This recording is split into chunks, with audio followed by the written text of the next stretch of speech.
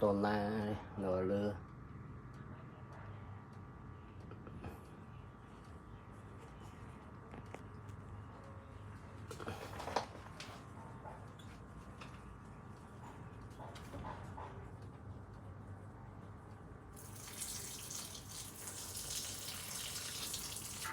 nó màu gì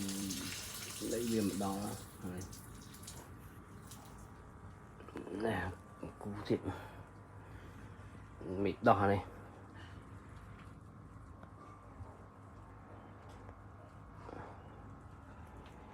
còn cắt xong cu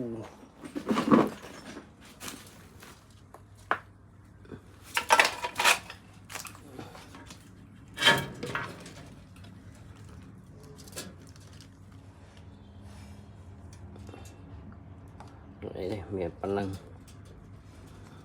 chui subscribe nâng like ở phong bóng phôn quân